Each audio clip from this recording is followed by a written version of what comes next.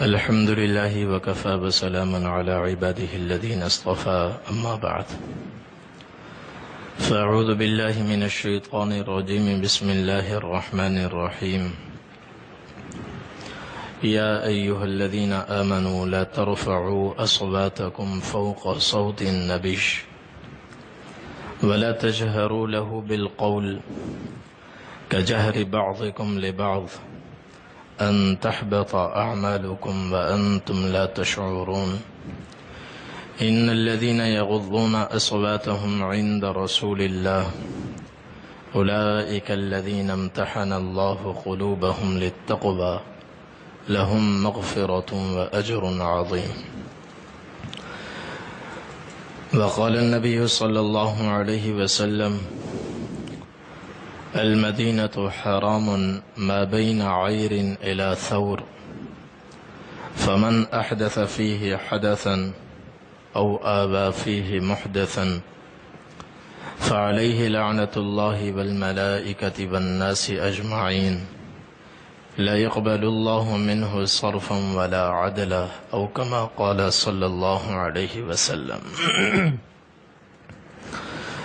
میرے محترم دوستوں، میرے بھائیوں، آج الحمدللہ ہمارے 4 روزہ حج تربیتی پروگرام کی آخری نشست ہے،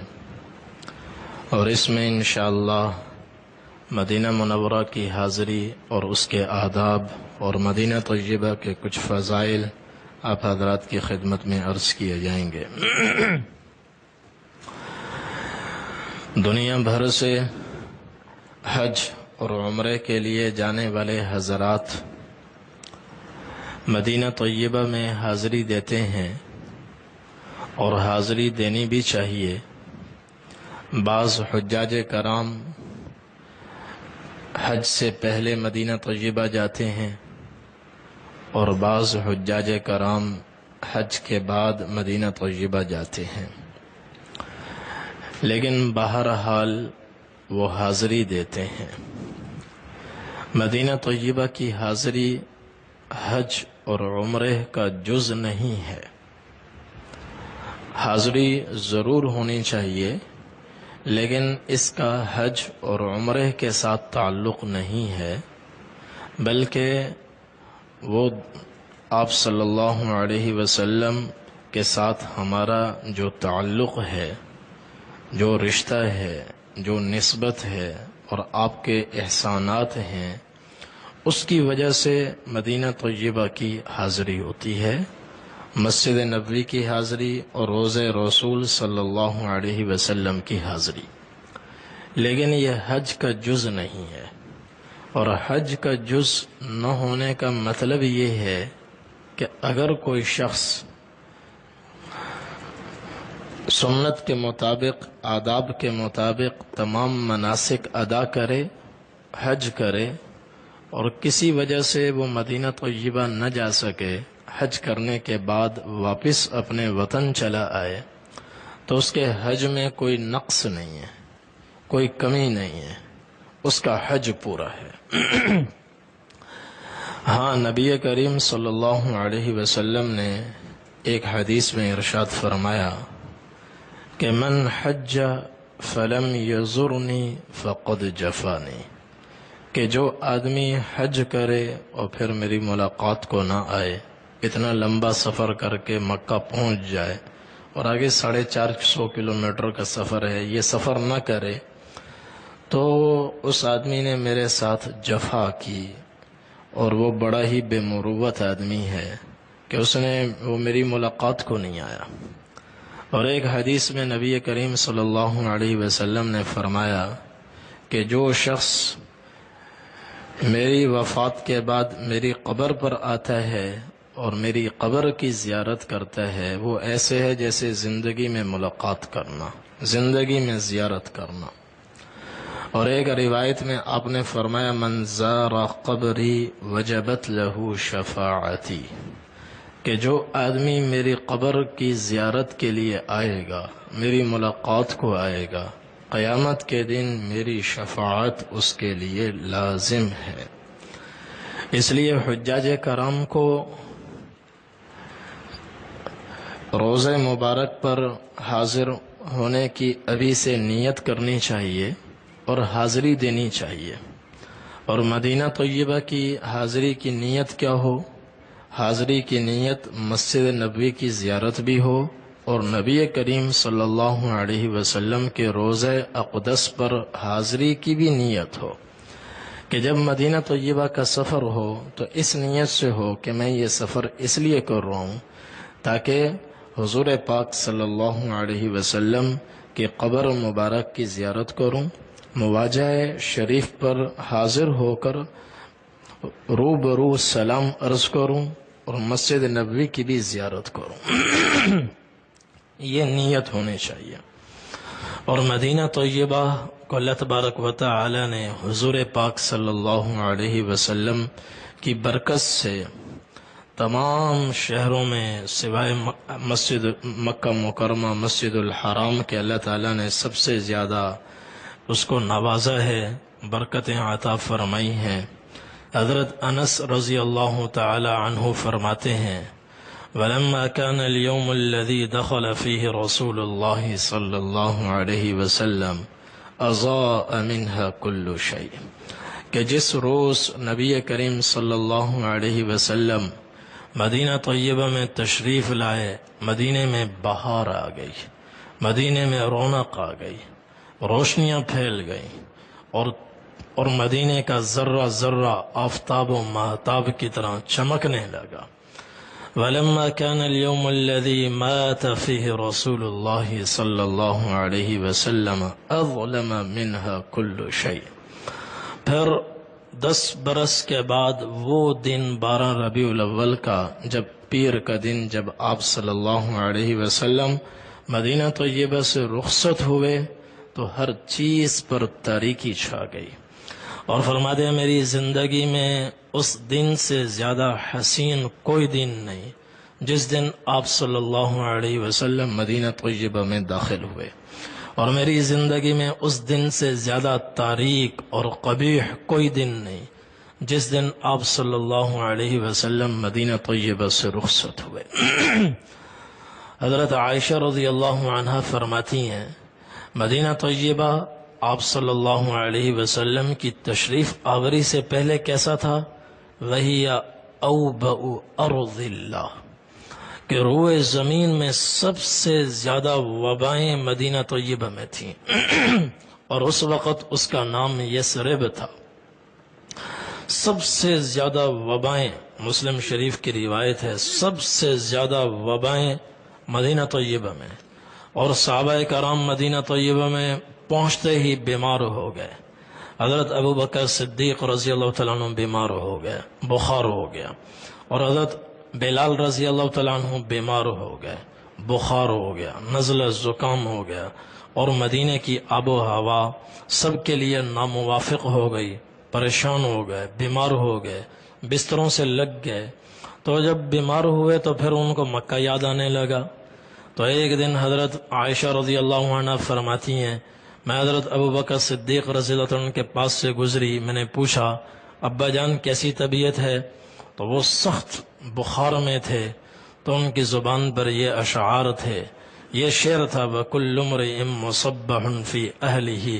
وَالْمَوْتُ أَدْنَىٰ مِنْ شِرَاكِ نَعْلِهِ کہ ہر مسافر کبھی نہ کبھی صبح کو وطن پہنچ ہی جاتا ہے۔ ہم تو ایسے در بدر ہوئے کہ واپسی کے راستے ہی مسدود ہو گئے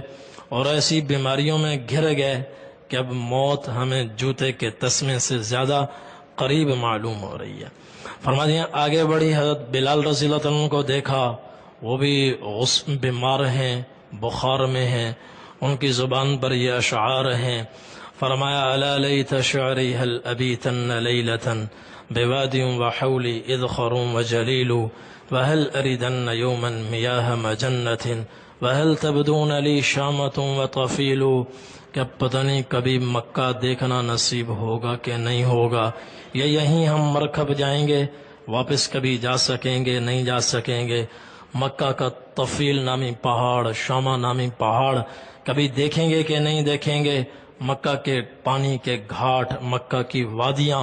کبھی ہمیں دیکھنی نصیب ہوں گی کہ نہیں ہوں گی۔ ان کی یہ کیفیت دیکھی تو حضرت عائشہ رضی مسلم کی روایت ہے، حضرت عائشہ رضی اللہ عنہ فرماتی ہیں میں نبی کریم صلی اللہ علیہ وسلم کی خدمت اقدس میں حاضر ہوئی، میں نے کہا یا رسول اللہ میرے والد ابو بکر صدیق رضی اللہ عنہ کا یہ حال ہے اور حضرت بلال رضی اللہ تعالی عنہ کا یہ حال ہے۔ آپ صلی اللہ علیہ وسلم کا دل بھر آیا، آپ باوجود اس کے کہ رحمت للعالمین تھے، وما ارسلناک الا رحمت للعالمین، مگر چونکہ اس کے ساتھ ساتھ آپ مؤمنین کے لیے بڑے رحیم بھی تھے، رؤوف بھی تھے۔ آپ کو یاد آیا کہ مکہ ہم نے چھوڑا کن لوگوں کے لیے ہے، تو ان لوگوں کا نام لے کر آپ نے بددعا دی، اللہم لعن عتبۃ بن ربیعہ وشیبۃ بن ربیعہ وأمیۃ بن خلف کما اخرجونا من مکہ، اے اللہ عتبہ بن ربیعہ پر اپنی پھٹکار نازل فرما اور امیہ بن خلف پر اپنی لعنت نازل فرما، شیبہ بن ربیعہ پر اپنی پکڑ کو مضبوط فرما۔ ان لوگوں نے جیسے ہمیں مکہ مکرمہ سے نکالا ہے، یا اللہ ایسے ہی ان کو اپنی پکڑ میں لے لے۔ پھر حضور صلی اللہ علیہ وسلم نے دعا فرمائی، اللہم حبب الینا المدینہ، یا اللہ ہمارے دلوں میں مدینہ منورہ کی محبت پیدا فرما، کحبنا مکہ، بالکل ایسی محبت پیدا فرما جیسے مکہ کی محبت ہے، مکہ سے کم مدینے کی محبت ہمارے دلوں میں نہ ہو، کم از کم مکہ جیسی محبت تو ہو۔ پھر اور بڑھ کر فرمایا بل اشد، بلکہ یا اللہ مکہ مکرمہ سے بھی بڑھ کر ہمارے دلوں میں مدینہ طیبہ کی محبت پیدا فرما۔ اور پھر فرمایا یا اللہ وصححھا، مدینہ طیبہ میں صحت کو عام فرما، وباؤں کو دور فرما، وجعلها الى جحفہ، مکہ میں مدینہ طیبہ میں جتنی وبائیں ہیں یا اللہ ان ساری وباؤں کو مکہ سے نکال کر جحفہ کی طرف لے جا، جحفہ میں منتقل فرما، مکہ میں صحت، مدینہ منورہ میں صحت کو عام فرما۔ اللہم بارک لنا فی مدنا وبارک لنا فی صاعنا، یا اللہ ہمارے برتنوں میں، ہمارے پیمانوں میں برکتیں عطا فرما۔ آپ صلی اللہ علیہ وسلم نے یہ دعا فرمائی، اللہ تبارک و تعالی نے دلوں کی کایا پلٹی، اور پھر مدینہ طیبہ کی محبت دل میں ایسی گھر کر گئی، مدینہ طیبہ کی محبت ایسی اتری کہ 8 سال کے بعد جب مکہ فتح ہوا تو ہجرت کرنے والوں میں سے کسی ایک نے مدینے کو نہیں چھوڑا، باوجود ہے کہ مکہ فتح ہو گیا، مدینہ طیبہ کو پھر نہیں چھوڑا۔ اس سے بڑھ کر ایک اور حدیث، صحابہ فرماتے ہیں حضور مدینہ طیبہ میں جب کوئی نیا پھل آتا تو وہ پھل حضور صلی اللہ علیہ وسلم کی خدمت میں پیش کیا جاتا، آپ صلی اللہ علیہ وسلم اس پھل کو لیتے، اس کو چومتے، اس کو آنکھوں سے لگاتے اور پھر دعا فرماتے اللہم بارک لنا فی ثمرنا وبارک لنا فی مدینتنا وبارک لنا فی صاعنا وبارک لنا فی مدنا، اے اللہ ہمارے پھلوں میں برکتیں عطا فرما، ہمارے پورے شہر میں برکتیں عطا فرما، ہمارے چھوٹے بڑے پیمانوں میں اور خرید و فروخت کے ساز و سامان میں برکتیں پیدا فرما، ہمارے ترازو میں برکتیں پیدا فرما۔ اللہم ان ابراہیم خلیلک ونبیک وعبدک، اے اللہ ابراہیم علیہ السلام آپ کے خلیل، آپ کے نبی، آپ کے بندے، وَإِنِّي عَبْدُكَ وَنَبِيُّكَ، میں بھی آپ کا بندہ ہوں اور آپ کا نبی ہوں۔ إِنَّهُ دَعَاكَ لِمَكَّةَ، ابراہیم علیہ السلام نے آپ سے مکہ کے لیے دعائیں کی، ربنا انی اسکنت من ذریتی بواد غیر ذی زرع عند بیتک المحرم ربنا لیقیموا الصلاة فاجعل افئدة من الناس تہوی الیہم ورزقہم من الثمرات لعلہم یشکرون۔ یہ ابراہیم علیہ السلام مکہ کے لیے ہاتھ اٹھا رہے ہیں، دعا کر رہے ہیں کہ یا اللہ، ابراہیم علیہ السلام نے مکہ کے لیے دعائیں مانگی، وَأَنَا أَدْعُوكَ لِلْمَدِينَةِ، اور میں مدینہ طیبہ کے لیے دعائیں کرتا ہوں، بِمِثْلِ مَا دَعَاكَ بِمَكَّةِ، یا اللہ ابراہیم علیہ السلام نے مکہ کے لیے جو کچھ آپ سے مانگا اور آپ نے دعا قبول فرمائی، مکہ کو عطا فرمایا، یا اللہ وہ سب کچھ میں مدینے کے لیے مانگتا ہوں، میری دعا کو بھی قبول فرما۔ مدینہ طیبہ کو عطا فرما. مزید فرمائے وَمِثْلِهِ مَعَهُ، یا اللہ ابراہیم علیہ السلام کی دعا آپ نے مکہ کے لیے جتنی قبول فرمائی، مکہ کے لیے وہ برکتیں رحمتیں نازل فرمائی، اس کا وہی دعائیں دگنی مدینہ طیبہ کے حق میں قبول فرما، مدینہ طیبہ کے حق میں قبول فرما. مکہ سے دگنی رحمتیں مدینہ طیبہ کو عطا فرما، برکتیں مدینہ طیبہ کو عطا فرما، مکہ سے دگنے پھل مدینہ طیبہ کو عطا فرما. انہوں نے مکہ کے لیے ایک دینی ماحول مانگا، ربنا لیقیموا الصلاۃ، دین مانگا، وہ ماحول اس کا ڈبل مدینہ طیبہ کو عطا فرما. یہ حضور صلی اللہ علیہ وسلم نے دعا فرمائی، اور پھر آپ وہ پھل جو سب سے چھوٹا بچہ ہوتا ہے، یہ ساری دعائیں کر کر وہ پھل آپ اس بچے کو عطا فرماتے. آپ صلی اللہ علیہ وسلم نے فرمایا کہ اللہ تعالیٰ نے مکہ مکرمہ کو محترم بنایا، اور میری دعا سے اللہ نے مدینہ طیبہ کو بھی محترم بنایا. مکہ مکرمہ کا درخت نہیں کاٹا جا سکتا، ایسے ہی مدینہ طیبہ کا بھی درخت نہیں کاٹا جا سکتا. اور مکہ مکرمہ کے لیے جو کچھ ہے حضور نے مدینہ طیبہ کے لیے مانگا، اور فرمایا مدینہ طیبہ کی حدود بیان فرمائی. عیر اور ثور کے درمیان جو سارا علاقہ ہے، فرمایا یہ سارا کا سارا محترم ہے. اور پھر آگے حضور نے فرمایا من احدث فیہ حدثا او آبا فیہ محدثا او آبا فیہا محدثا، جس نے مدینہ طیبہ میں کسی بدعت کو رائج کیا، کوئی بدعت کا کام کیا، کوئی خلاف شرع کام کیا، مدینہ طیبہ میں جس نے کوئی خلاف شرع کام کیا یا کسی بدعتی کو کھینچ کر مدینہ طیبہ میں لایا اور اس نے بدعت کی بنیاد رکھی، فعلیہ لعنت اللہ والملائکۃ والناس اجمعین، اس پر اللہ کی بھی لعنت، اس پر فرشتوں کی بھی لعنت، اور اس پر تمام انسانوں کی لعنت. لا يقبل اللہ منہ صرفا ولا عدلا. قیامت کے دن یہ مجرم جب اللہ کی بارگاہ میں پیش ہوگا، اگر فرض کرو پوری روئے زمین سونے سے بھری ہوئی اس کی ملکیت میں ہو اور وہ دے کر اپنی جان چھڑوانا چاہے، چھڑوا نہیں سکے گا. کوئی اس کے بچنے کی سبیل نہیں ہے الا یہ کہ اللہ تعالیٰ کی رحمت ہی اس کو بچائے، اللہ کا فضل اس کے شامل حال ہو، ورنہ اس بدعت اور خلاف شرع کام مدینہ طیبہ میں کرنے والے کے لیے اس کے بچنے کی کوئی صورت نہیں ہے. اس لیے مدینہ طیبہ میں جب ہم داخل ہوں تو پھونک پھونک کر قدم رکھیں، سنتوں کو معلوم کریں، سنت کے عین مطابق چلیں، خلاف شرع کوئی کام نہ کریں، اور ادب کے خلاف بھی کوئی کام نہ کریں. مدینہ طیبہ کے بڑے آداب ہیں، اس کے بڑے فضائل ہیں. آپ صلی اللہ علیہ وسلم نے فرمایا ایک وقت آئے گا یفتح الیمن فیاتی قوم یبسون فیحملون فیتحملون بأہلہم ومن اطاعہم. یمن فتح ہوگا، لوگ یمن میں زرخیز زمینیں دیکھیں گے اور ٹھنڈا ماحول دیکھیں گے اور موسم دیکھیں گے، منڈیاں دیکھیں گے، اور ایک دوسرے کو ترغیب دیں گے کہ چلو چلو یمن چلو، یمن میں بڑا پیسہ ہے، یمن میں بڑی خوشحالی ہے، اور یمن میں یہ ہے، یمن میں وہ ہے، بڑا کاروبار ہے، یہاں کچھ نہیں رکھا، اور لوگ کوچ کریں گے. فرمائیں ان جانے والوں کو روکو، بتاؤ والمدینۃ خیر لہم لو کانوا یعلمون، کاش تمہیں پتہ چل جائے یمن جانے سے مدینہ طیبہ میں رہنا تمہارے لیے زیادہ بہتر ہے. پھر فرمایا ثم یفتح الشام، پھر ایک وقت آئے گا شام فتح ہوگا،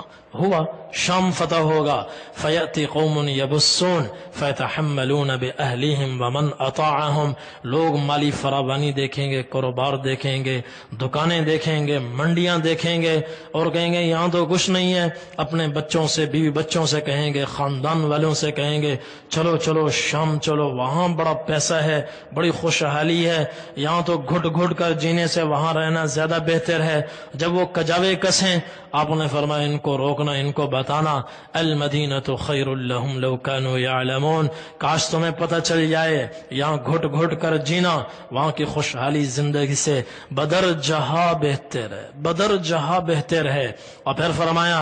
सुम्मा युफ्तहुल इराक, फिर इराक फतह होगा और यही शक्ल यहाँ भी बनेगी। फयती कौमुन यबुस्सून फयतहम्मलून बिअहलिहिम वमन अताअहुम, लोग भागेंगे दौड़ेंगे, औरों को भी साथ खींच कर ले जाएंगे, एक दूसरे को तरगीब देंगे। फरमाया रोकना, इनको बताना, अल मदीनतु खैरुल लहुम लौ कानू यअलमून, मदीने में रहना तुम्हारे लिए फिर भी ज्यादा बेहतर है। और हुजूर ने फरमाया गौर से सुनो, अला इन्नल मदीनता कल कीर, और से सुनो, मदीना तय्यबा भट्टी की तरह है। तुखरिजुल खबीस, खबीस आदमी टिक नहीं सकता, यह सुधर जाता है या मदीना उसको उठा के बाहर फेंक देता है, यह सुधर जाता है या उठा के बाहर फेंक देता है। तुखरिजुल खबीस, खबीस को उठाकर बाहर फेंक देता है। वला तक़ूमुस साअह, क़यामत से पहले तुम देखोगे, हत्ता तनफियल मदीनतु शरारहा, जितने ही बदतरीन किस्म के लोग हैं मदीना तय्यबा इनको उठाकर बाहर फेंकेगा,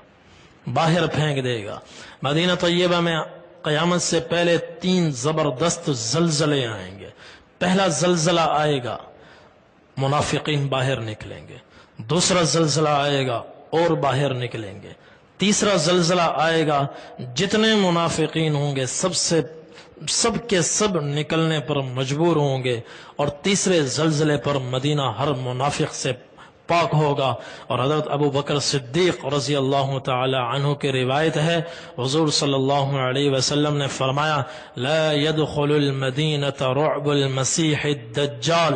कि दज्जाल 40 दिन में पूरी रूए जमीन का चक्कर लगाएगा। 40 दिन, पहला दिन साल के बराबर, दूसरा महीने के बराबर, तीसरा हफ्ते के बराबर, बाकी 37 दिन आम दिनों के बराबर। इन 40 दिनों में वो पूरी रूए जमीन का चक्कर लगाएगा, कोई शहर नहीं छोड़ेगा, कोई चौक नहीं छोड़ेगा, कोई चौराहा नहीं छोड़ेगा, कोई होटल नहीं छोड़ेगा। हर वो जगह जहां 5-10 आदमी मिलकर बैठते हैं वो वहां पहुंचेगा और लोगों को अपने रब होने की दावत देगा, गुमराह करेगा। दुनिया का सबसे खतरनाक फितना वो दज्जाल का है। हुजूर सल्लल्लाहु अलैहि वसल्लम ने फरमाया, दज्जाल हर शहर में जाएगा, हर चौक चौराहे में जाएगा, मगर मदीना तय्यबा में नहीं आ सकेगा। मदीना तय्यबा में दज्जाल का आना तो दूर की बात, दज्जाल का रोब, दबदबा, खौफ भी मदीना तय्यबा में दाखिल नहीं होगा। और उस वक्त मदीना तय्यबा के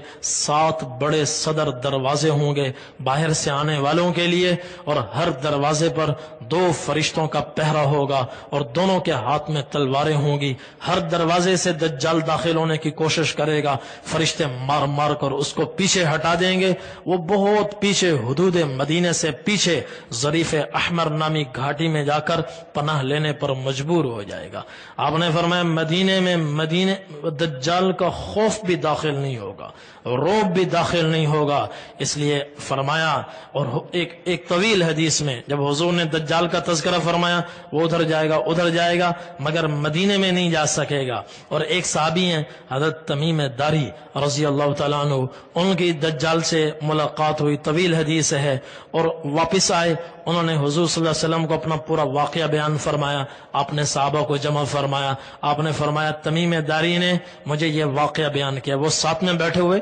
सब। और जब बयान करते करते आखिर में इस पर पहुंचे कि दज्जाल ने तमीम दारी से कहा था, हर शहर में जाऊंगा सिवाय मक्का और मदीना के, न मक्का में दाखिल हो सकूंगा न मदीना तय्यबा में। जब बयान करते करते हुजूर सल्लल्लाहु अलैहि वसल्लम इस जुमले पर पहुंचे कि मक्का मदीना में नहीं दाखिल हो सकेगा, आपके हाथ में आसा था, छड़ी थी, फखर से आपने वो आसा छड़ी मिंबर पर मारी और आवाज बुलंद हुई और मिंबर पर ठोक कर आपने फरमाया, हादिही तय्यबा, हादिही तय्यबा, हादिही तय्यबा, ये है मेरा पाकीज़ा शहर, یہ ہے میرا مبارک شہر جس میں دجال داخل نہیں ہو سکے گا، دجال داخل نہیں ہو سکے گا۔ ایسی برکتیں، رحمتیں اللہ تبارک و تعالی نے مدینہ طیبہ کو عطا فرمائی۔ پھر مسجد نبوی ہے، مسجد نبوی کی بڑی فضیلت ہے۔ ایک نماز صحیح بخاری کی روایت کے مطابق 1000 کے برابر، اور ابن ماجہ کی روایت کے مطابق حضور صلی اللہ علیہ وسلم نے فرمایا صلاۃ الرجل فی بیتہ بصلاۃ، آدمی اپنے گھر میں جو نماز ادا کرتا ہے جتنا اجر و ثواب اس کو ملتا ہے، وصلاتہ فی مسجد القبائل ب25 صلاۃ، وہی نماز اگر وہ اپنے محلے کی مسجد میں ادا کرتا ہے جہاں 5 وقت نماز ہوتی ہے مگر جمعہ نہیں ہوتا، تو تنہا پڑھنے سے 25 گنا زیادہ اجر و ثواب اللہ تبارک و تعالی عطا فرماتے ہیں۔ وصلاة الرجل وصلاته في المسجد الذي يجمع فيه ب500 صلاة، اور جب وہی نماز وہ جامع مسجد میں ادا کرتا ہے جہاں جمعہ کی نماز بھی ہو تو 500 گنا اجر و ثواب ملتا ہے۔ وصلاته في المسجد الاقصى ب50,000 صلاة، اور وہی نماز مسجد الاقصی میں ادا کرے تو اللہ تعالیٰ 50,000 نمازوں کا اجر و ثواب عطا فرماتے ہیں۔ وصلاته في مسجدی ب50,000 صلاة، وہی نماز وہ میری مسجد نبوی میں ادا کرے تو مسجد الاقصی کی نسبت 50,000 گنا زیادہ اللہ تبارک و تعالی اس کو اجر و ثواب عطا فرماتے ہیں۔ وصلاته في المسجد الحرام ب100,000 صلاة، مسجد الحرام میں وہ نماز ادا کرے تو 1,00,000 کے برابر۔ مسجد نبوی میں 50,000 نمازوں کا اجر و ثواب اللہ تبارک و تعالی عطا فرماتے ہیں۔ اور نبی کریم صلی اللہ علیہ وسلم نے ارشاد فرمایا من صلی فی مسجدی ھذا 40 صلاة، جس نے میری مسجد میں 40 نمازیں پڑھی، لا تفوتہ صلاة، اس طرح جماعت کے ساتھ، اس طرح کہ بیچ میں کوئی نماز اس کی فوت نہیں ہوئی، 40 نمازیں مسلسل اس نے ادا کی، تو نبی کریم صلی اللہ علیہ وسلم نے فرمایا کتبت لہ براءۃ من النار وبراءۃ من العذاب وبراءۃ من النفاق، اللہ تبارک و تعالی اس کو 3 برات کے پروانے عطا فرماتے ہیں، نفاق سے بری، ہر طرح کے عذاب سے بری، اور جہنم سے بری۔ 40 نمازیں مسجد نبوی میں ادا کرے،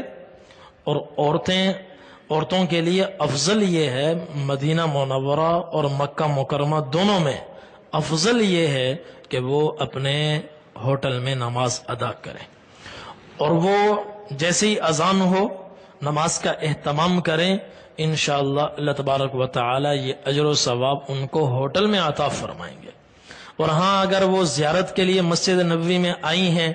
مسجد نبوی میں زیارت کے لیے آئی ہیں، اوپر سے نماز کا وقت آ گیا تو وہی نماز ادا کریں،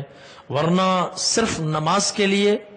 آنے سے وہیں ہوٹل میں نماز ادا کرنا یہ افضل ہے۔ حضور صلی اللہ علیہ وسلم نے صحیح احادیث میں ارشاد فرمایا عورت اپنے گھر میں نماز پڑھے یہ سب سے افضل ہے، مسجد میں آنے سے گھر میں نماز ادا کرنا یہ سب سے افضل ہے۔ تو مدینہ طیبہ کے بڑے فضائل ہیں اور بڑے آداب ہیں، اس لیے ضروری ہے ہم ان آداب کی رعایت کریں، اور ان آداب کی رعایت اسی وقت ہوگی جب ہمیں سنتوں کا علم ہو، اپنے آپ کو بدعات اور رسومات سے اور خلاف شرع چیزوں سے ہم اپنے آپ کو بچائیں، محفوظ رکھیں۔ بعض لوگ مسجد نبوی میں مدینہ طیبہ جاتے ہیں، مسجد نبوی میں اور روزے رسول پر پیش ہوتے ہیں، موبائل کا استعمال اس کثرت سے ہوتا ہے اور اس بےہودگی سے ہوتا ہے کہ خطرہ ہے کہ اجر و ثواب سب کا سب ختم نہ ہو جائے اور کچھ بھی باقی نہ رہے، اور اس سفر کی ساری برکتیں ملیا میٹ نہ ہو جائیں۔ قرآن کریم میں اللہ تعالیٰ فرماتے ہیں یا ایھا الذین آمنوا لا ترفعوا اصواتکم فوق صوت النبی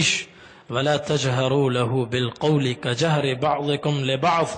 اے ایمان والو نبی کی آواز سے اپنی آواز بلند مت کرو، نبی کی آواز سے اپنی آواز بلند مت کرو، آپس میں جیسے ایک دوسرے سے گفتگو کرتے ہوئے اونچی آواز میں گفتگو کرتے ہو، اس طریقے سے حضور پاک صلی اللہ علیہ وسلم کے سامنے اونچی آواز میں گفتگو نہ کرو، کہیں ایسا نہ ہو ان تحبط اعمالکم وانتم لا تشعرون، تمہارے سارے اعمال ضائع ہو جائیں اور تمہیں خبر تک نہ ہو، تم خوش فہمی میں مبتلا ہو، عمرہ بھی کر آئے، حج بھی کر آئے، مدینہ طیبہ کی حاضری بھی دے آئے، روزے رسول پر ہم سلام بھی پیش کر آئے، ہر نماز کے بعد ہم نے سلام پیش کیا، بس یہ خوش فہمیاں ہوں، مگر چونکہ آداب کی رعایت نہیں، ان تحبط اعمالکم وانتم لا تشعرون، کہ تمہیں خبر تک نہ، پتہ بھی نہ چلے، تمہارے سارے اعمال ضائع ہو جائیں۔ لوگ سلام پیش کرنے جاتے ہیں، سلام پیش کرنے جا رہے ہوتے ہیں باب السلام سے، تو اسی ریلے میں گزر رہے ہوتے ہیں، ان کے ہاتھوں میں موبائل ہوتے ہیں، بالکل روزے آپ صلی اللہ علیہ وسلم کے روزے کے بالکل سامنے موبائل انہوں نے کھولے ہوئے اور تصویر لے رہے، اور بعض اس سے زیادہ گھنونا ستم یہ کرتے ہیں کہ پیچھے اپنے گھر والوں کو لائیو کال میں لاتے ہیں، آگے ان کی والدہ ہوتی ہے، بیوی ہوتی ہے، بہن ہوتی ہے، گھر کی خواتین ہوتی ہیں، اور موبائل ایسے سامنے ہے، اپنے خود تو گناہ کر ہی رہے ہیں، جو ساتھ جا رہے ہیں ان کو بھی گناہ کروا رہے ہیں، نہ محرم ان کو دکھا رہے ہیں، نہ محرم کو دیکھنا گناہ ہے، وہاں پہنچ کر گناہ بھی بڑھ جاتا ہے، گناہ بھی بڑھ جاتا ہے۔ تو موبائل میں ایسے منہمک ہوتے ہیں، ما بتو مشغول تو با عمرو زید، نہ ان کا سلام کی طرف دھیان ہے، نہ یہ پتہ ہے کہ ہم کھڑے ہوئے کہاں ہیں، ہم کھڑے کہاں ہیں۔ اس لیے آداب کی رعایت ضروری ہے، خاموشی کے ساتھ حاضری ہو، خاموشی کے ساتھ حاضری ہو۔ جب یہاں سے مکہ مکرمہ سے یا یہاں سے مدینہ طیبہ پہنچیں تو سب سے پہلے ہوٹل میں جائیں گے، ہوٹل میں سامان رکھیں، آرام کی ضرورت ہو کچھ دیر آرام کریں، غسل کریں، اور اچھے سے اچھا جو لباس ہمارے پاس ہو وہ لباس پہنیں اور اس پر خوشبو لگائیں، اور پھر آرام سے اطمینان سے آپ صلی اللہ علیہ وسلم کی مسجد نبوی میں حاضر ہوں، سلام پیش کرنے کے ارادے سے چلیں، اور نیت مدینہ طیبہ میں وہ ہونی چاہیے جو میں نے شروع میں بتائی، مسجد نبوی کی بھی نیت ہو اور روزہ رسول پر روبرو سلام پیش کرنے اور حاضری کی بھی نیت ہو۔ تو غسل کر کے اچھے کپڑے پہن کر جب مسجد نبوی میں آئیں تو یہ مسجد نبوی ہے، یہاں ایک دروازہ ہے باب جبرائیل،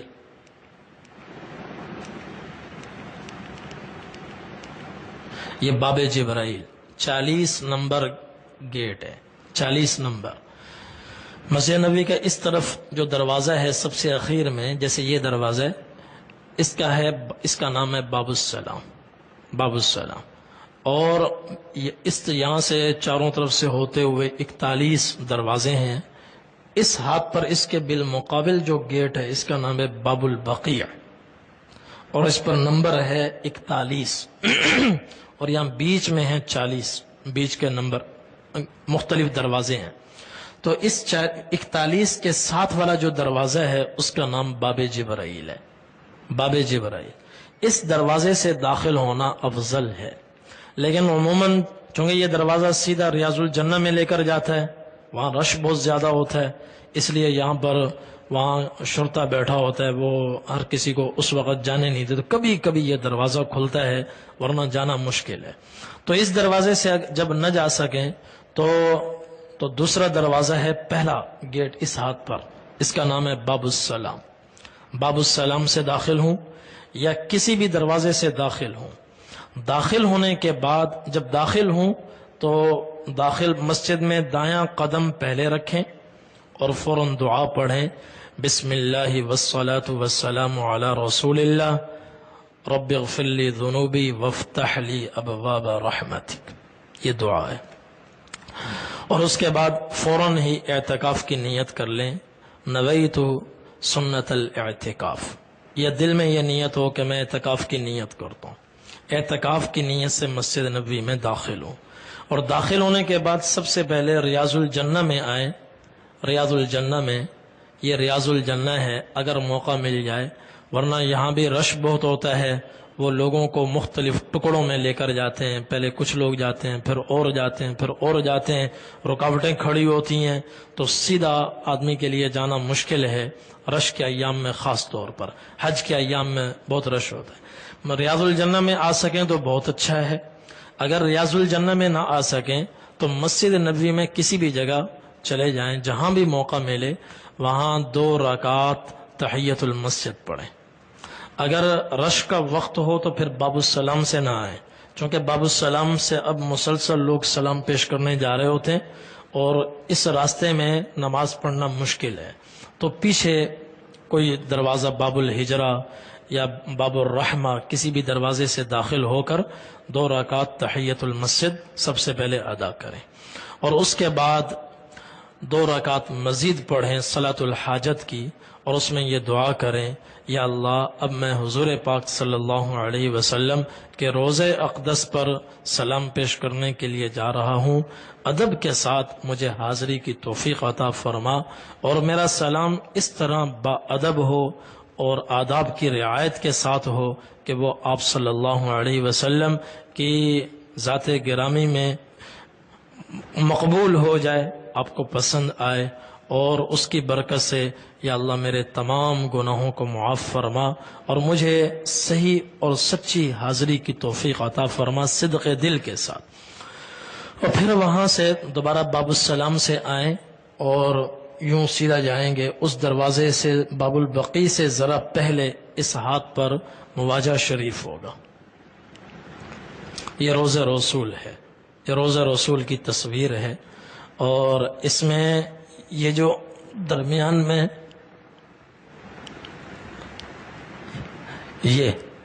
یہاں پر لکھا ہوگا محمد الرسول اللہ، محمد الرسول اللہ،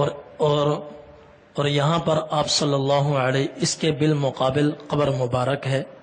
یہاں پر آپ صلی اللہ علیہ وسلم کی پر سلام پیش کرنا ہے، درود پڑھنا ہے، اور الصلاۃ والسلام علیک یا رسول اللہ، الصلاۃ والسلام علیک یا حبیب اللہ، الصلاۃ والسلام علیک یا نبی اللہ، الصلاۃ والسلام علیک یا سید المرسلین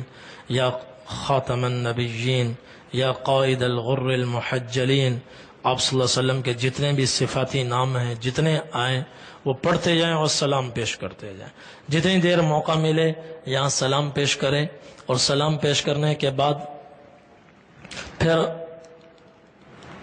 یہ اگلا ہے، اس پر حضرت ابوبکر صدیق رضی، اس کے بالمقابل حضرت ابوبکر صدیق رضی اللہ تعالی عنہ آرام فرما ہیں، تو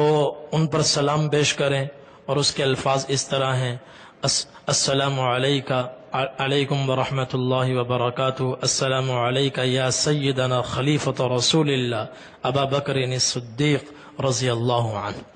یہ حضرت ابوبکر صدیق رضی اللہ تعالی عنہ پر سلام ہو۔ پھر تھوڑا سا آگے بڑھ کر یہاں پر اوپر لکھا ہوگا ہا ہنا عمر بن الخطاب رضی اللہ تعالی عنہ، اس کے بالمقابل حضرت عمر رضی اللہ تعالی عنہ کی قبر ہے، تو ان پر سلام ہو: السلام علیک یا امیر المؤمنین عمر بن الخطاب رضی اللہ عنہ۔ ان پر سلام پیش کریں، اور پھر موقع ملے تو واپس اسی سوراخ کے سامنے دوبارہ آ جائیں، یہاں سے حضور پاک صلی اللہ علیہ وسلم پر دوبارہ سلام عرض کریں، درود شریف پڑھیں، اور کسی نے سلام عرض کرنے کے لیے کہا ہو تو اس کا نام لے کر بھی سلام عرض کر سکتے ہیں: یا رسول اللہ، آپ کے فلاں امتی فلاں بن فلاں نے آپ کی خدمت میں سلام پیش کیا ہے، یا رسول اللہ ان کا سلام آپ قبول فرمائیں۔ اور اسی طرح مستحب یہ ہے، بہتر یہ ہے، یہاں کھڑے ہو کر آپ صلی اللہ علیہ وسلم سے استغفار کی دعا بھی، درخواست بھی کریں کہ یا رسول اللہ میں گناہ گار ہوں، سیاہ کار ہوں، میں اپنے گناہوں سے اللہ تعالیٰ سے توبہ کرتا ہوں، استغفار کرتا ہوں، اور آپ سے بھی درخواست کرتا ہوں کہ آپ میرے لیے استغفار فرمائیں تاکہ اللہ تبارک و تعالیٰ میرے سارے گناہوں کو معاف فرمائیں۔ آپ صلی اللہ علیہ وسلم، حدیث میں آتا ہے: الانبیاء احیاء فی قبورہم یرزقون، کہ تمام انبیاء علیہم السلام اپنی قبر مبارک میں زندہ ہوتے ہیں اور انہیں اللہ کی طرف سے رزق ملتا ہے۔ ان اللہ حرم علی الارض ان تأکل اجساد الانبیاء فنبی اللہ حی یرزق، اللہ تعالیٰ نے زمین پر یہ بات حرام کر دی ہے کہ وہ کسی بھی نبی کے بدن کو کھا سکے۔ زمین کے لیے نبی کے بدن کو کھانا حرام ہو چکا ہے، لہذا ہر نبی اپنی قبر میں زندہ ہیں اور اللہ کی طرف سے ان کو رزق ملتا ہے۔ اور یہاں سلام روز رسول پر پیش کریں گے تو یہ سلام ہماری آواز میں آپ صلی اللہ علیہ وسلم تک جائے گا، بیچ میں کوئی واسطہ نہیں ہوگا۔ براہ راست حضور پاک صلی اللہ علیہ وسلم ہماری آواز میں ہمارے الفاظ خود سنیں گے۔ آپ صلی اللہ علیہ وسلم نے فرمایا من صلی عند قبری سمعتہ، جو آدمی میری قبر پر کھڑے ہو کر سلام پیش کرتا ہے میں اس کا سلام اس کی آواز میں خود سنتا ہوں۔ ومن صلی علی من بعید اعلمتہ، اور جو آدمی دور سے سلام پڑھتا ہے اس کا سلام مجھ تک پہنچایا جاتا ہے۔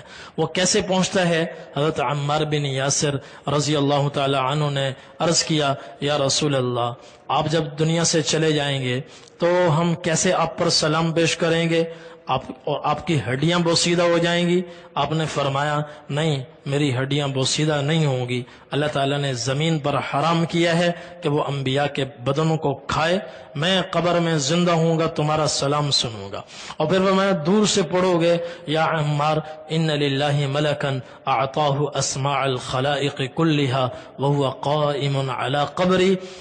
اذا مت الى يوم القيامة فليس احد من امتي يصلي علي صلاة الا سماه باسمه واسم ابيه ويقول يا محمد صلى عليك فلان بن فلان فيصلي الرب عليه بكل صلاة 10 صلوات۔ حضور نے فرمایا عمار جب میں دنیا سے چلا جاؤں گا تو اللہ تبارک و تعالی ایک ایسا زبردست فرشتہ میری قبر پر کھڑا فرمائیں گے جس کو اللہ تعالی نے روئے زمین میں کہیں بھی درود شریف پڑھا جائے اس کے سننے کی طاقت عطا فرمائی ہے۔ وہ فرشتہ قبر پر کھڑا ہوا ہے، قبر پر کھڑا ہوا ہے، کہیں بھی دنیا میں درود شریف پڑھا جائے، ہواؤں میں، فضاؤں میں، خلا میں کہیں بھی درود شریف پڑھا جائے وہ درود کی آواز کو سنے گا۔ دوسری باتیں وہ سن سکے نہ سن سکے ہم کچھ نہیں کہہ سکتے، لیکن جب درود شریف پڑھا جائے گا وہ سنے گا۔ پھر فرمایا کہ عمار دنیا میں کہیں بھی کوئی درود شریف پڑھا جائے گا وہ فرشتہ اس کا نام لے گا، اس کے باپ کا نام لے گا، اس کے قبیلے کا تذکرہ کرے گا اور کہے گا یا رسول اللہ فلاں بن فلاں جس کا تعلق فلاں قبیلے سے ہے اس نے اتنی مرتبہ آپ پر درود شریف پڑھا ہے۔ اور پھر آپ نے فرمایا ہر درود کے بدلے اللہ تبارک و تعالی کم از کم 10 رحمتیں اس پر نازل فرمائیں گے، 10 رحمتیں۔ تو یہ ایک ایسا موقع ہے کہ ہم اپنی آواز میں حضور پاک صلی اللہ علیہ وسلم تک اپنا درود پیش کر سکتے ہیں۔ یہ بہت بڑی سعادت ہے جو گھر بیٹھے حاصل نہیں ہوتی۔ یہاں سے درود شریف پڑھا جائے گا ضائع وہ بھی نہیں ہوگا، وہ بھی پہنچے گا، مگر فرشتوں کے واسطے سے، فرشتوں کے واسطے سے سامنے درود شریف پڑھیں گے تو وہ بالکل سامنے پڑھا جائے گا۔ اسی طرح حضور پاک صلی اللہ علیہ وسلم سے استغفار کی درخواست کرنا یہ بھی قرآن سے ثابت ہے۔ تابعین کے زمانے میں امام عتبی رحمۃ اللہ علیہ فرماتے ہیں، تابعین میں سے بڑے بزرگ ہیں، محدث ہیں، وہ فرماتے ہیں ایک مرتبہ میں روز رسول پر قبر مبارک کے بالکل ساتھ جڑ کر بیٹھا ہوا تھا، درود شریف پڑھ رہا تھا، اور میں نے دیکھا کہ ایک شخص باب السلام کی طرف سے بدو آیا ہے، اپنی سواری اس نے ادھر کھڑی کی ہے اور وہاں سے ادب و احترام سے چلتا ہوا سیدھا قبر مبارک پہ آیا ہے، اور اس نے آ کر کہا یا رسول اللہ سمعت اللہ یقول ولو انہم اذ ظلموا انفسہم جاؤوک فاستغفروا اللہ واستغفر لهم الرسول لوجدوا اللہ تواب الرحیما۔ یا رسول اللہ میں نے قرآن کھولا ہے تو یہ آیت میرے سامنے آئی ہے کہ اللہ تعالیٰ فرماتے ہیں کہ اگر لوگ ظلم کر لیں، زیادتی کر لیں، اپنے اوپر ظلم کر لیں، زیادتی کر لیں، اپنا دامن گناہوں سے سیاہ کر لیں، تار تار کر لیں، گناہوں میں ڈوب جائیں، گناہوں کے پہاڑ اپنے سر پر لاد لیں، اور پھر وہ آپ کے پاس 3 کام کریں، جاؤ کا آپ کے پاس آ جائیں، آپ کے پاس جب تک آپ زندہ ہیں آپ کے پاس ہیں، آپ دنیا سے چلے جائیں، آپ کی قبر پر آئیں، جاؤ کا آپ کے پاس آپ کی قبر پر آ جائیں۔ اور دوسرا کام فاستغفر اللہ سے استغفار کریں، اللہ سے استغفار کریں۔ اور تیسری بات واستغفر لهم الرسول، آپ بھی ان کے لیے استغفار کریں۔ لوجد اللہ تواب الرحیم، پھر اللہ یہ نہیں دیکھے گا کتنے گناہ ہیں، ایک دن کے ہیں، ایک سال کے ہیں، 100 سال کے ہیں، چھوٹے ہیں بڑے ہیں، اللہ سارے گناہوں پر معافی کا قلم کھینچ دیں گے، ایک بھی گناہ باقی نہیں رہے گا۔ اور پھر عرض کیا، پھوٹ پھوٹ کر رونے لگا، وہ بدو کہنے لگا یا رسول اللہ میں بھی دامن سیاہ کر کے آیا ہوں، ظلم کر کے آیا ہوں، زیادتی کر کے آیا ہوں، معاصی میں ڈوبا ہوا ہوں، خطا کار ہوں، سیاہ کار ہوں، یا رسول اللہ اس آیت کی روشنی میں تو کب سے مر چکا ہوتا، نا امید ہو چکا ہوتا، اس آیت نے مجھے سہارا دیا ہے اور میں کھڑا ہوا ہوں، جاؤ کا سب سے پہلے تو میں آپ کے پاس آ گیا اور آپ کو گواہ بنا کر میں اللہ سے استغفار کرتا ہوں، پھر آپ سے درخواست کرتا ہوں یا رسول اللہ میرے لیے استغفار فرمائیں، اللہ تبارک و تعالی میرے سارے گناہوں کو معاف فرمائیں۔ یہ آیت پڑھی، حضور سے درخواست کی، پھر اس نے آپ کی شان میں کچھ اشعار پڑھے جو روز رسول کے 2 شعر تو یہ ان 2 ستونوں پر لکھے ہوئے ہیں، ایک یہاں لکھا ہوا ہے، یہ لکھا ہوا ہے، اور ایک یہ لکھا ہوا ہے، یا خیر من دفنت بالقاع اعظمه فطاب من طيبهن القاع والاكم نفس الفداء لقبر انت ساكنه فيه العفاف وفيه الجود والكرم انت الشفيع الذي ترجى شفاعته على الصراط اذا ما زلت القدم فصاحباك فلا انساهما ابدا مني السلام عليكم ما جرى القلم، کہ اے وہ بہترین عالی ہستی کہ جب وہ قبر میں گئی، جسم مبارک قبر میں سپرد خاک ہوا تو پوری روح زمین معطر ہو گئی، پوری روح زمین معطر ہو گئی، زمین کا اندرونی حصہ بھی خوشبو سے مہک اٹھا اور زمین کا بالائی حصہ بھی خوشبو سے معطر ہو گیا۔ اور پھر کہا اے وہ بہترین ہستی، یا خیر من دفنت بالقاع اعظمه فطاب من طيبهن القاع والاكم نفس الفداء لقبر انت ساكنه فيه العفاف وفيه الجود والكرم، میری جان، میری زندگی، میری سانسیں آپ کی اس قبر پر قربان ہو جائیں، فدا ہو جائیں، نثار ہو جائیں جس قبر میں آپ آرام فرما ہیں۔ یا رسول اللہ قبر میں جانے کے بعد بھی آپ کی سخاوت ختم نہیں ہوئی، حاتم طئی کی سخاوت تب تک تھی جب تک وہ زندہ تھا، اس کا جود و کرم تب تک تھا جب تک وہ زندہ تھا۔ انبیاء علیہم الصلاۃ والسلام کی تعلیمات ان کی زندگی میں تھیں، ان کے جانے کے بعد ان کی تعلیمات آہستہ آہستہ رخصت ہوتی گئیں، مٹتی چلی گئیں، اور اب کوئی ایک تعلیم یقین کے ساتھ نہیں کہا جا سکتا یہ موسیٰ علیہ السلام نے دی تھی کہ نہیں دی تھی، یہ بات یقین کے ساتھ نہیں کہا جا سکتا۔ لیکن یا رسول اللہ قبر میں جانے کے بعد آپ کی نہ سخاوت ختم ہوئی، نہ آپ کی زندگی پر حالات نے پردہ ڈالا، اور نہ آپ کی تعلیمات ختم ہوئی، کوئی چیز فنا نہیں ہوئی، کوئی چیز فنا نہیں ہوئی۔ اور پھر کہا یا رسول اللہ ہم آپ کے ساتھ آپ کے ان 2 ساتھیوں کے احسانات بھی نہیں فراموش کر سکتے، آپ کے ابو بکر و عمر ان کے احسانات بھی نہیں فراموش کر سکتے۔ یا رسول اللہ میں آپ سے درخواست کرتا ہوں میرے لیے سفارش فرمائیں۔ آپ ہی سفارش فرما سکتے ہیں جب قیامت کے دن پل صراط پر لوگ کٹ کٹ کر جہنم میں گر رہے ہوں گے، لرزہ بر اندام ہوں گے، اس وقت گناہ گاروں کے لیے صرف آپ ہی ایک سہارا ہوں گے۔ یا رسول اللہ اس وقت ہمارے لیے سفارش کیجئے گا۔ پھر کہا یا رسول اللہ میں آپ پر بھی سلام پیش کرتا ہوں اور آپ کے ساتھی ابو بکر و عمر پر بھی سلام پیش کرتا ہوں۔ کتنا؟ یا رسول اللہ جب تک تقدیر کے قلم چلتے رہیں، یہ نہیں کہا رہتی دنیا تک نہیں، ما جر القلم، جب تک تقدیر کے قلم چلتے رہیں میرا سلام آپ پر بھی پہنچتا رہے اور آپ کے ساتھی ابو بکر و عمر پر بھی میرا سلام پہنچتا رہے۔ تو یہ اشعار پڑھے، قرآن کی آیت پڑھی، استغفار کیا، توبہ کی، آپ سے توبہ کی استغفار کی درخواست کی اور سلام پیش کر کے پھر الٹے پاؤں ادب و احترام کے ساتھ روتے دھوتے واپس ہوئے اور اپنی سواری کو لیا اور اس پر سوار ہوئے، رخصت ہوئے۔ پیچھے امام عتبی رحمت اللہ علیہ بیٹھے ہوئے تھے، درود و سلام پڑھ رہے تھے، اور بیٹھے بیٹھے وہیں ان کی آنکھ لگ گئی۔ حضور صلی اللہ علیہ وسلم کی خواب میں زیارت ہوئی۔ آپ نے فرمایا یا عتبی ادرک الاعرابی، عتبی آنکھیں کھولو، دوڑو اس بدو کو پکڑو، اس کو جا کر بتاؤ میرے استغفار کی برکت سے اللہ تعالیٰ نے تمہارے سارے گناہ معاف کر دیے، درجات تمہارے بلند کر دیے۔ تو اس لیے جتنا ادب ہوگا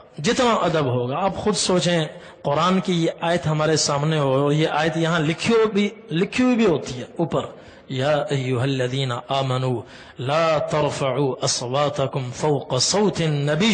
ولا تجهروا له بالقول كجهر بعضكم لبعض ان تحبط اعمالكم وانتم لا تشعرون۔ اور لوگوں کے ہاتھ میں موبائل ہے اور وہاں تصویر کشی کر رہے ہیں اور اپنی تصویریں بنا رہے ہیں، اور صاف نظر آ رہا ہے کہ کوئی توجہ روزے کی طرف، مواجہ شریف کی طرف نہیں ہے۔ تو کتنی بڑی اللہ تبارک و تعالی نے سعادت عطا فرمائی جس کو اللہ نے یہاں پہنچا دیا، اور پھر وہ کتنا بدقسمت ہے کہ اپنے پاؤں پہ خود کلہاڑی مارتا ہے۔ حضرت عمر رضی اللہ تعالی عنہ نے ایک مرتبہ دو آدمیوں کو ذرا درمیانی آواز میں باتیں کرتے ہوئے سنا، تو حضرت سائب بن یزید رضی اللہ عنہ فرماتے ہیں کہ مجھے فحسبنی، کسی نے مجھے کنکری ماری، میں اونگ رہا تھا،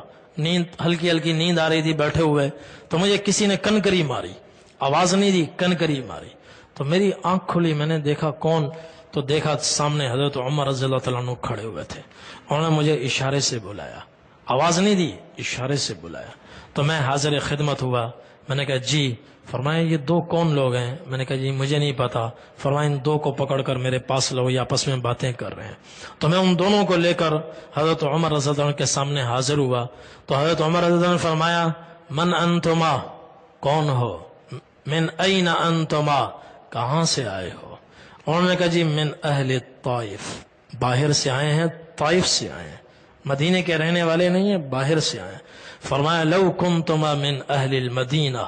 لأوجعتکما ترفعان اصواتکما فی مسجد رسول اللہ، اگر تم مدینے کے رہنے والے ہوتے تو میں مار مار کر تمہارے چہرے بگاڑ دیتا، تمہیں شرم نہیں آتی؟ مسجد نبوی میں اونچی آواز سے گفتگو کرتے ہو، حضور صلی اللہ علیہ وسلم پڑوس میں آرام فرمائے۔ ایک صحابی مسجد کے لیے نماز کھڑی ہوئی تھی، آپ صلی اللہ علیہ وسلم رکوع میں تشریف لے گئے تو وہ دوڑتے ہوئے آئے، بعد میں آپ صلی اللہ علیہ وسلم اور رکوع میں شریک ہو گئے۔ نماز کے بعد آپ نے فرمایا علیکم السکینہ، میری مسجد میں آؤ، اطمینان سے آیا کرو، وقار سے آیا کرو، فلا تأتوها تسعون، دوڑتے ہوئے مت آؤ، دوڑتے ہوئے۔ نماز کھڑی ہے، ان کی نیت نماز کو پکڑنے کی ہے کہ یہ رکعت کہیں نکل نہ جائے، کتنی نیت اچھی ہے، کتنی زبردست نیت ہے، لیکن حضور نے فرمایا فلا تأتوها تسعون، دوڑتے ہوئے مت آؤ، اطمینان سے چلتے ہوئے آؤ، زیادہ سے زیادہ یہی ہوگا رکعت نکل جائے گی۔ فما ادرکتم فصلوا، جتنی نماز امام کے ساتھ ملے ساتھ میں پڑھ لو، وما فاتکم فاتموا، جو رہ جائے بعد میں پڑھ لو۔ تو اس میں دوڑنے کی کوئی وجہ نہیں ہے۔ مسجد نبوی میں دوڑ لگانا اور اونچی آواز میں باتیں کرنا، اس میں خطرہ ہے کہ کہیں تمام اعمال ضائع نہ ہو جائیں، اس لیے حتی الامکان خاموشی اختیار کریں۔ وہ کوئی غلط کام کر رہا ہو اس کو روکیں بھی نہیں، ٹوکیں بھی نہیں، چونکہ روکنے ٹوکنے کے لیے اگلا بات کو مانے، اس کے لیے ضروری ہے کہ وہ آپ کو عالم سمجھتا ہو، آپ کو صحیح سمجھتا ہو، تو جب اس کو روکیں گے تو ایک بحث شروع ہو جاتی ہے، تو وہ جگہ روکنے کی نہیں ہے، اس کو بس اس کے آپ خود اللہ کی طرف متوجہ رہیں، ادب و احترام سے چلتے رہیں، بحث میں نہ پڑیں۔ ہر آدمی سیکھ کر جائے، جب ہر آدمی اپنے اپنے مقام پر ادب و احترام کو سیکھ کر جائے گا، مسائل سیکھ کر جائے گا، انشاءاللہ اس ریلے میں سب سلام پیش کرنے کے لیے جانے والے با ادب ہوں گے، اور جب سیکھ کر نہیں جائیں گے تو پھر یہ ساری حرکتیں ہوں گی، اور اس جس میں خطرہ ہے قدم قدم پر کہ کہیں تمام اعمال ضائع نہ ہو جائیں۔ اللہ تبارک و تعالی نے یہ مقام عطا فرمایا، اور اسی میں پھر یہ ریاض الجنہ ہے۔ یہاں سلام پیش کرنے کے علاوہ مسجد نبوی کی نمازیں ہیں، جس کی 40 نمازوں کی میں نے فضیلت بیان کی۔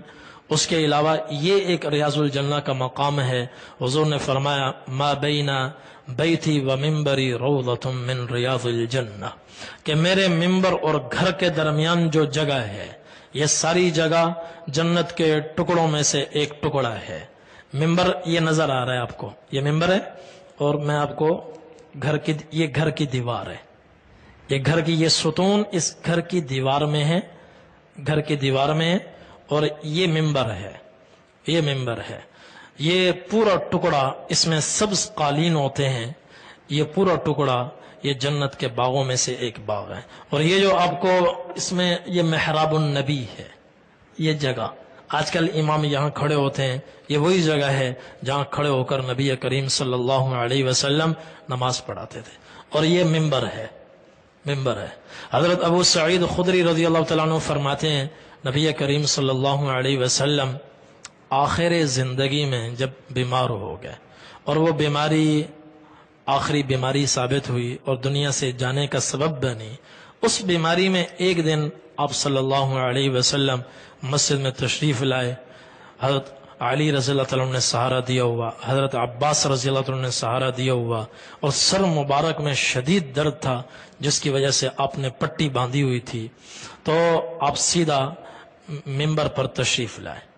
اور ممبر پر آپ آرام تشریف فرما ہوئے، تو ممبر پر بیٹھ کر آپ صلی اللہ علیہ وسلم نے فرمایا والذی نفسی بیدہ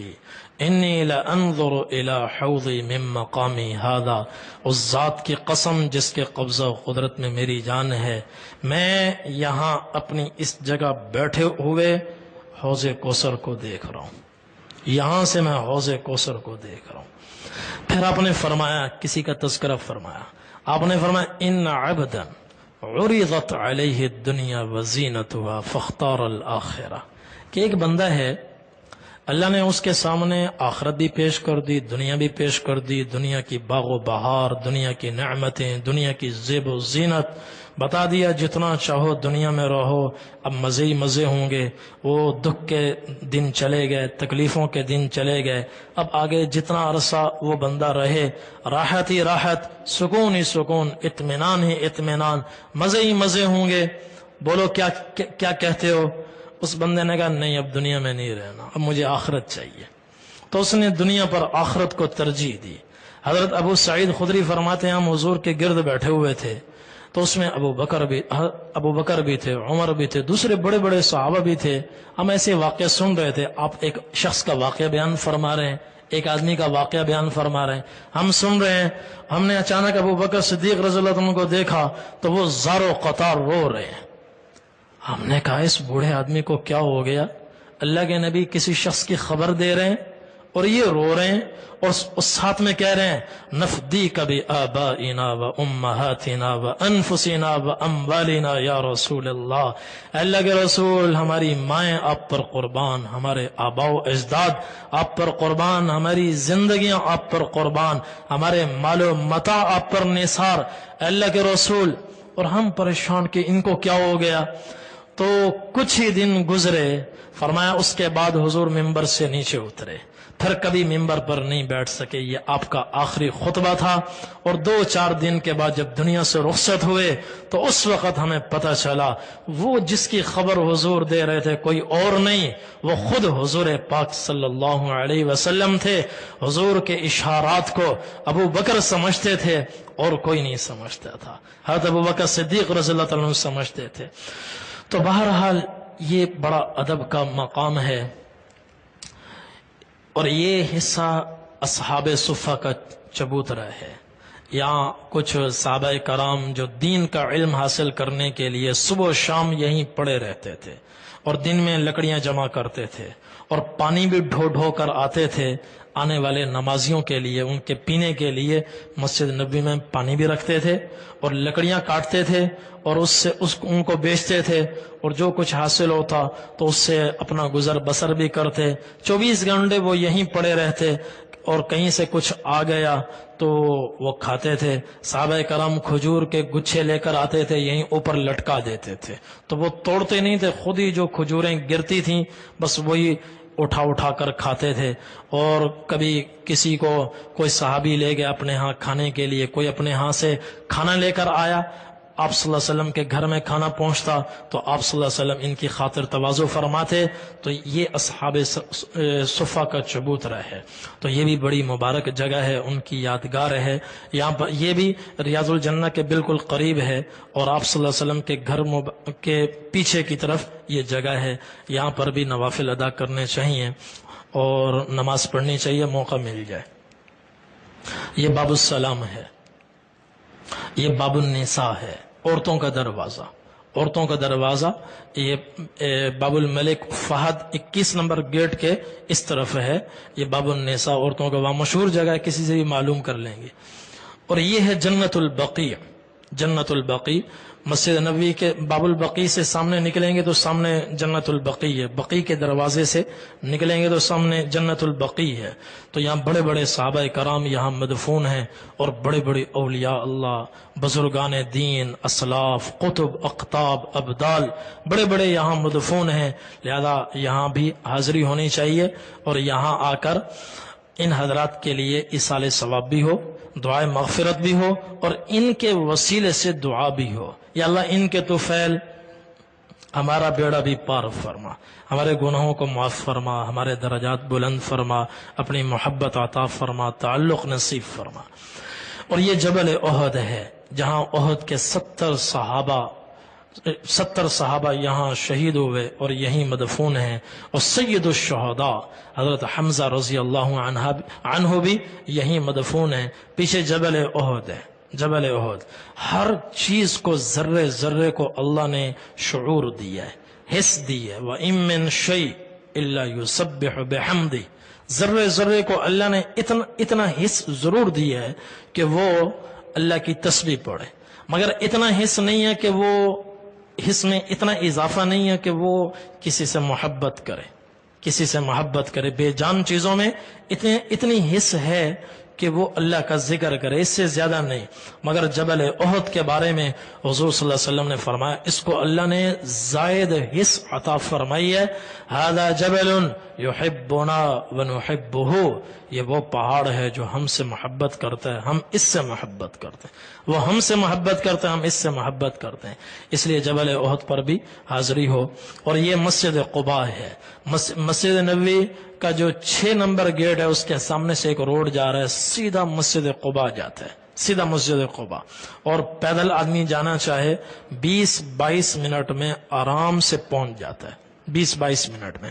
اور حدیث شریف میں ہے کہ کان النبی صلی اللہ علیہ وسلم یأتی مسجد قباء کل سبت ماشیا او راکبا، ہر ہفتے کے دن نبی کریم صلی اللہ علیہ وسلم مسجد قباء میں تشریف لایا کرتے تھے، کبھی پیدل آتے اور کبھی سوار ہو کر تشریف لاتے۔ تو پہلے اگر جن لوگوں کے سفر ہوئے سوار ہو کر گئے ہیں تو اس مرتبہ نیت کر لیں پیدل جائیں گے، ہفتے کے دن فجر کی نماز پڑھیں اور پڑھتے ہی نکل جائیں۔ 6 نمبر گیٹ کے سامنے سے روڈ جا رہا ہے، سیدھا مسجد قباء جائے گا، اشراق وہاں جا کر پڑھ لیں، اشراق وہاں جا کر پڑھ لیں۔ اور ایک بات اور، گھر سے وضو کر کے چلیں، گھر سے وضو کر کے چلیں۔ حدیث شریف میں ہے من تطہر فی بیتہ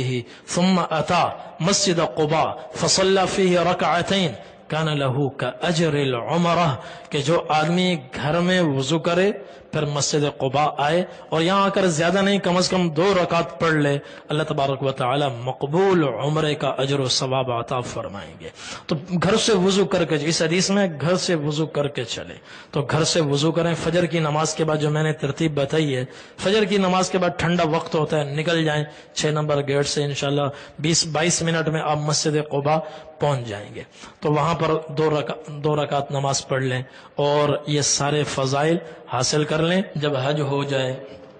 عمرہ ہو جائے اور مدینہ طیبہ کی حاضری بھی ہو جائے، واپس اپنے وطن میں آئیں،